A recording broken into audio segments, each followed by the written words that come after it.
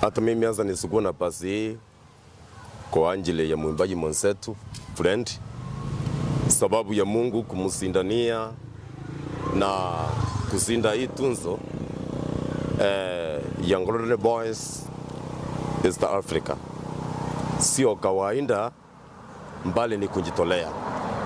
Huu uzindi sio wake pekee, ni uzindi wetu wa Meru kiujumla na waimbaji wote wa Meru, tukiwa tumewakilisha eneo hii ya Meru County.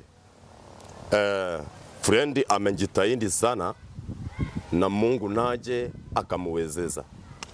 Na tunapoelekea tutafanya makuu zaidi ya haya, bora tukijitolea. Sababu mbegu bora ikipandwa ni lazima itasipuka, hata kama mvua itaselewa.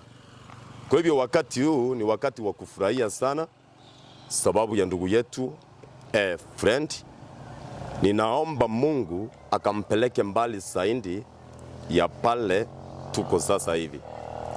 Jambo lingine, ninaomba kwa ajili ya wasanii wetu wote, wale wamejipisa wanapaswa kujitokeza, sababu wakiwa visakani pale talanta zao hazitaonekana wala hawataweza kuvuma. Kwa hivyo ni lazima ujitolee ili talanta ipate kufanya kazi na ukijiamini ya kwamba utaweza. Kwa hivyo wasanii wote wakubali kuungana na kuleta ushirikiano. Na ushirikiano sio kwa ajili ya mtu mmoja, mbali ni kwa ajili ya watu wote. Na Mungu atatenda makuu kwa waimbaji wetu wa Egembe North na Meru County kiujumla na katika taifa la Jamhuri ya Kenya na East Africa. Kwa hivyo tunapaswa kujitolea ili vipaji vyetu viweze kufanya kazi. Mimi naitwa Apostle Karethi, ni mimi mwimbaji wa Gotire Silaha Song. Kwa Kiswahili nasema hakuna silaha itakayoundwa kinyume nawe itakayofaulu.